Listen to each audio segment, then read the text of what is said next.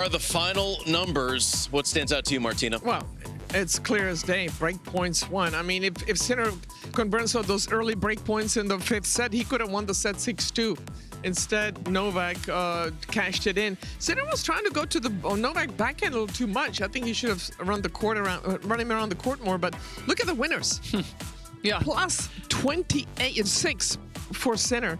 But those numbers just don't mean anything. Have you ever seen a player dominate the stat board as much as Sinner did? He won 12 more points as well and loses the match.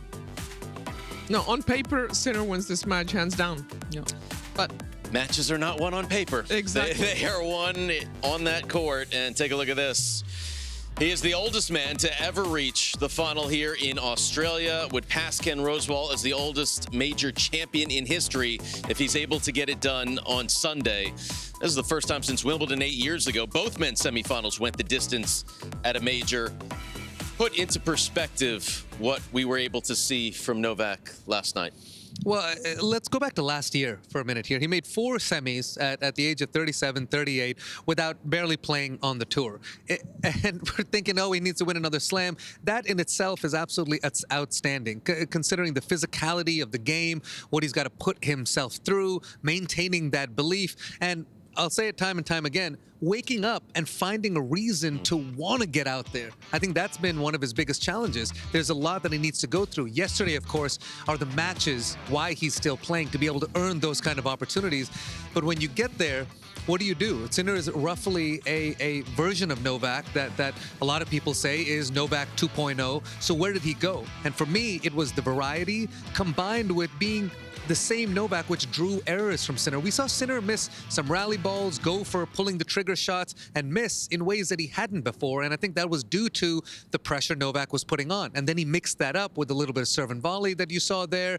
And Lindsay, on those big points, he was just a little bit sharper. He didn't cough up those errors on those big points. He somehow managed to get Sinner to feel the pressure a little bit more. Yeah, that was the most remarkable thing, because there were so many times, like Martina said, especially early in the fifth, Sinner 5 chances to get up a break early in that set. You figure if he gets up a set, he's going to relax and play better tennis.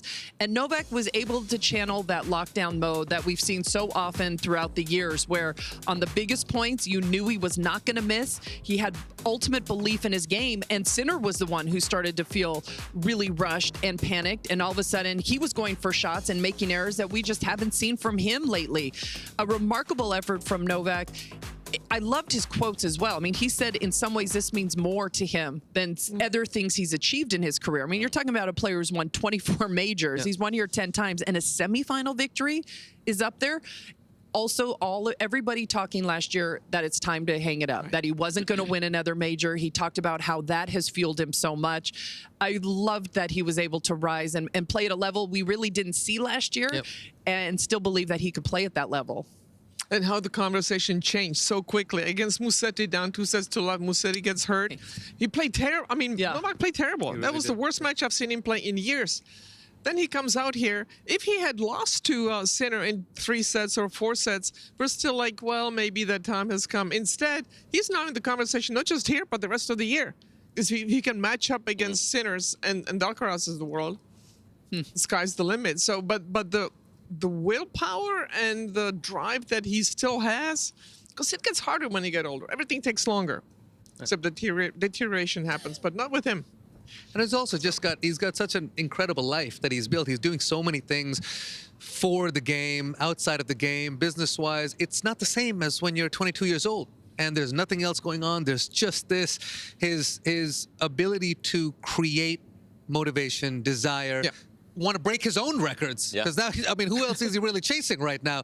That is a special, unique thing where Novak is able to dig deeper than just about everyone else out there. And Martina, you pointed it out, the mental gymnastics that he would have had to do from playing, quite frankly, by his standards, awful against Musetti, to then over the next 3 days find it in himself, because he's not going out there and having great practice matches with tough opponents. Just sharpening up a few things to then come out and play this sharp against Sinner.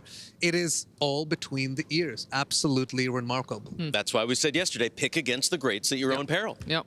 You just can't bet against I think it. he got Can't do it. fired up with that quote too about chasing people. Yeah. It's like, Oh, my hold on a goodness. second. You know what? It's like, I'm you got to not use it all. chasing, yeah. You got actually, LeBron talks about it too. Longevity of his career. He's like, you know what? Some days I'm not feeling it, and sometimes I look in the crowd and I'm like, oh, you know what? That's a LeBron hater. That's a LeBron hater. I'm gonna just focus on him. Sometimes that's what you need.